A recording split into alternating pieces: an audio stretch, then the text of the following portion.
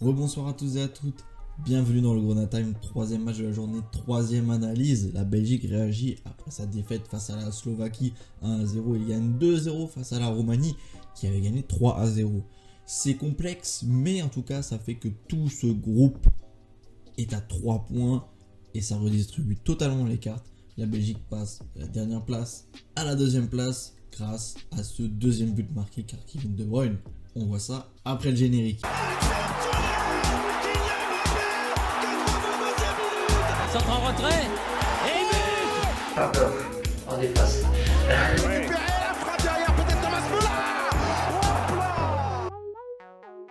Voici les compositions, un 3-4-3 pour les Belges avec une news, Youri Tielemans, on va en parler tout de suite après, et un 4-1-4-1 pour les Roumains. Niveau statistique, la Belgique est devant, surtout au niveau des tirs, en tout cas pour la possession, ils sont à 55%, donc ils l'ont.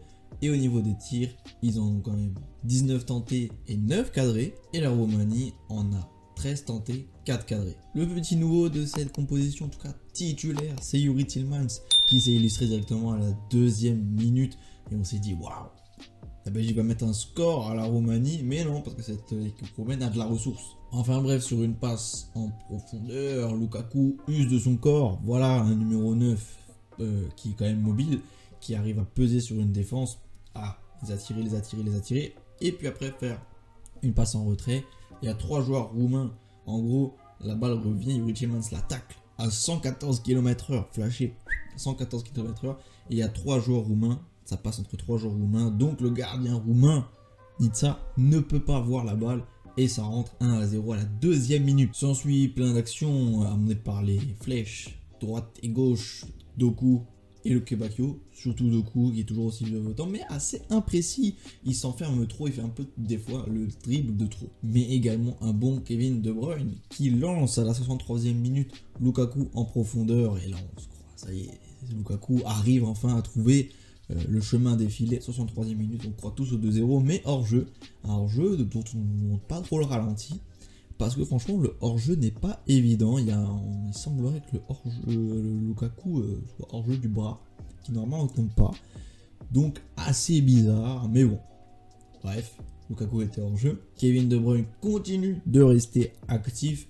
puisqu'à la 80e minute, sur une passe décisive de qui? Sur une passe décisive de Koen Castells, le gardien, il joue un coup franc qui doit être issu d'un hors-jeu. La balle rebondit, Lukaku ne la touche pas, personne ne la touche, et elle arrive dans les pieds de De Bruyne qui juste tacle le ballon et trompe Nitsa. 80e minute, 2-0, qui met les Belges dans cette place de deuxième dans ce groupe, et qui fait aussi de Bruyne forcément l'homme du match, parce qu'il a été très influent et il marque ce but qui couronne une belle prestation des Belges. On a donc la Roumanie en 1 avec plus de différence de but, la Belgique avec plus 1, on a la Slovaquie en 3 avec 0, et on a l'Ukraine avec moins 2.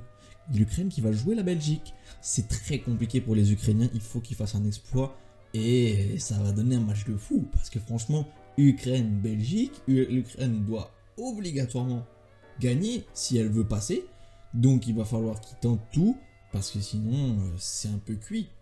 Et Slovaquie-Roumanie, pareil, un banger. Je mets une petite pièce sur la Roumanie personnellement, parce que franchement ils n'ont pas fait une performance dégueulasse, ils ont quand même monté, ils ont quand même tenté, voilà, c'était pas incisif et peut-être moins en réussite, mais c'est quand même une belle équipe. À partir de maintenant, vu que les matchs vont se jouer en même temps, pour que c'est la troisième journée, pour respecter une équité des scores, une équité des chances, les derniers matchs du même groupe se jouent en même temps. Donc je vous ferai une vidéo par groupe qui récap un peu ce qui s'est passé pendant les 3 journées, qui récap ce que va donner la troisième journée et ce qui va donner les 8e de finale. Ciao les gars.